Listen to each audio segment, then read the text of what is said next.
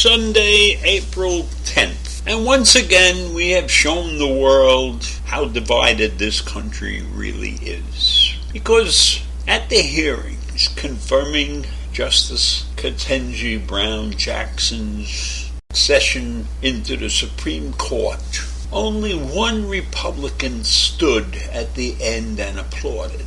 The rest of them ran out of the room as fast as they could. Now this is unheard of.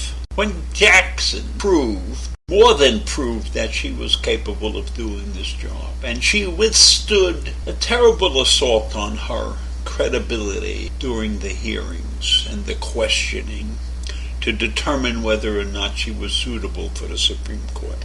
She did a terrific job there. Most people admired her greatly, and she's risen above the Republican senators in popularity. So in any event, at this final confirmation portion of her beginning, only Mitt Romney stood and applauded, and the rest of the Republican senators took off as fast as they could. And Rand Paul showed up late, which doesn't surprise me one bit because he is one of a kind. And Lindsey Graham wasn't allowed in the room because he was wearing the wrong tie. I didn't know there was a dress code for senators. I didn't know there was a dress code for events like a confirmation hearing justice. And then I checked it to see if there was any similar episodes when Gorsuch and Kavanaugh and Coney Barrett were affirmed to their roles on the Supreme Court. And there was an episode in the beginning hearings where a couple of Democrats left the room during the hearings. They didn't want to question Kavanaugh anymore. But when the confirmation took place, they stayed in the room. I don't know if they stood and clapped, but they stayed in the room till it was all over. So that's what we have in this country, this division, decisive division. And I'll tell you how bad it is. There are only 6 states in the country where you have a combination of senators, one from each party. So in 44 states, the senators are a pair. That's something must be wrong with that. There's got to be something wrong that this is the first time in many, many, many years that there haven't been senatorial splits within the states. So I think it's an indication of how tightly knit the states are in their ideals. And that's not good. It's to us to continue to be in this uncompromising situations.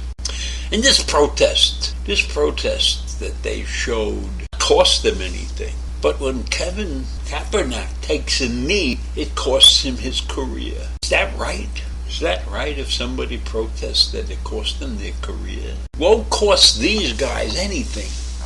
Their actions will probably inspire their voters. And so I'm looking at this as just another black mark against our democracy. When we cannot have the common courtesy giving somebody who is intelligent a proper send-off to a new job.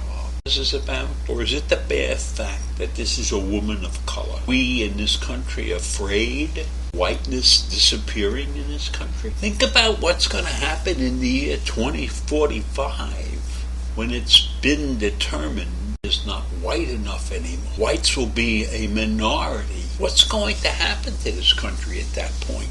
Is this going to be another question in the minds of people in history that nations only last about 250 years?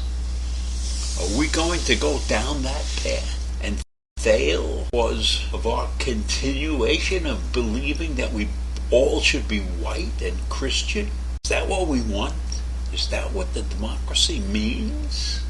Look at what all the other things that we are doing perpetuate this downfall of the nation with our ridiculous voting rights bills in states to protect those who are in office and to eliminate the poor and the non-whites to keep them from voting.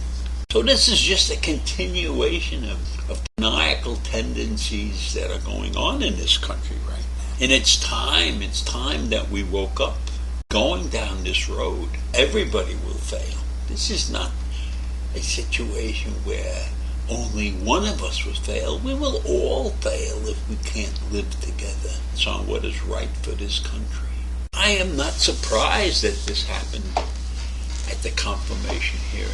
I am just disappointed in the fact that these senators cannot show the forum and recognize the fact that they lost a fair fight. Of course, they don't think it was a fair fight, but when they had the majority, it wasn't a fair fight either. So, when are we going to attempt to save our democracy? And I can't blame all of it on the senators themselves. The people of this country are the ones that are voting. So that doesn't surprise me that we have these pockets and these states that believe in a criteria that I can't accept. I can never accept the divisions that exist in this country. We have survived for over 250 years. We have to be better than this.